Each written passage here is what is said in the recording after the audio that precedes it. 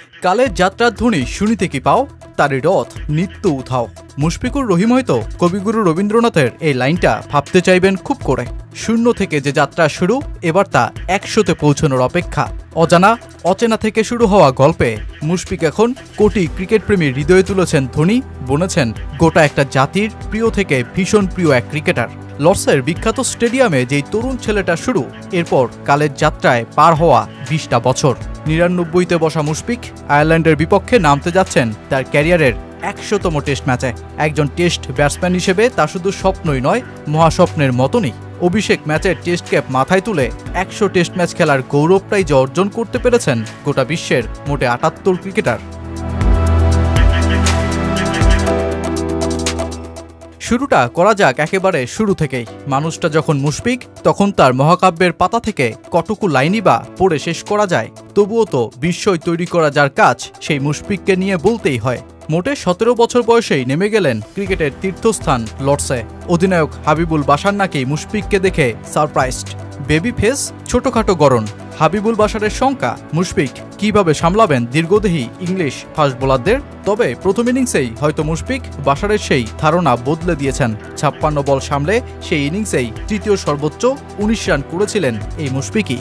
এরপর ধীরে ধীরে ক্রিকেটে থিতু হয়েছেন মুশফিক। পরিশ্রম আর অধ্যবসায়ে আবেগাপ্লুত করেছেন টাইগার ক্রিকেট দুনিয়াকে। সালটা সেবার 2010।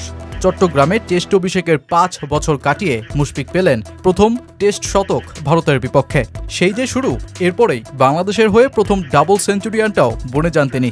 এমনকি এখানেই থেমে না থেকে বাংলাদেশের প্রথম ক্রিকেটার হিসেবে 3টি 200 রানের ইনিংস খেলার কীর্তিটাও তো করেন মুশফিকুর রহিম। বাংলাদেশের হয়ে টেস্টে সর্বোচ্চ রান ও প্রথম ক্রিকেটার হিসেবে 6000 রানের মাইলফলক ছোঁয়া। মুশফিকুর রহিম থেকে মিস্টার ডিপেন্ডেবল মুশফিকুর রহিম বনা মুশফিকের এই অর্জনের গল্প তো নেহাতই কম নয়। এবার বাংলাদেশের প্রথম ক্রিকেটার হিসেবে 100 টেস্ট ম্যাচ খেলার ইতিহাস রচনা করতে যাচ্ছেন মুশফিক।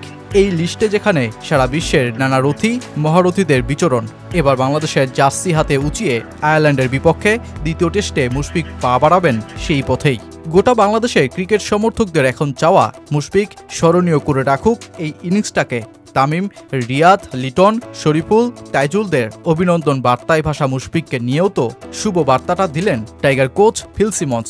মিস্টার ডিপেন্ডেবলের মধ্যে যে 150 টেস্ট ম্যাচ খেলার ক্ষুধা তিনি দেখতে পান, ঠিক যেই লিস্টে উঠতে পেরেছেন বিশ্বের মাত্র 11 জন তুমুল পরিশ্রমী ক্রিকেটার।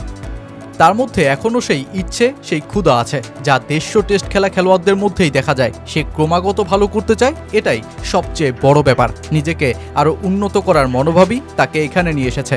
আমাদের তার পেশাদারিত্ব, তার দীর্ঘমেয়াদী পথচলা এবং বাংলাদেশের হয়ে খেলার প্রতি কৃতজ্ঞতা, আকাঙ্ক্ষা, এসবকে স্বীকার করতেই হবে। কারণ 100 টেস্ট ম্যাচে পৌঁছানো সহজ কাজ নয়। বাংলাদেশ বছরে 15টি টেস্ট ম্যাচ খেলে না, তাই এই মাইলফলকে পৌঁছতে তার অনেকটা সময় লেগেছে। এটা আমাদের উপলব্ধি করা উচিত।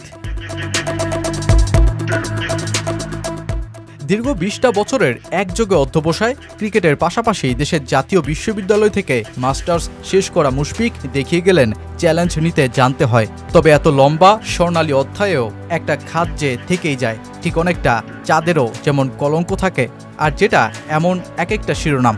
মুশফিক গ্রেট হয়েছেন ঠিকই, কিন্তু উঠতে পারেননি গ্রেটদের আলোচনায়, আর যার কারণটাও তার ব্যাটিং। 99 টেস্টে 12টি সেঞ্চুরি আর 40-এর নিচে গড় তাকে বৈশ্বিক টেস্ট কিংবদন্তিদের সেই আলোচনায় তুলতে দেয়নি আজও।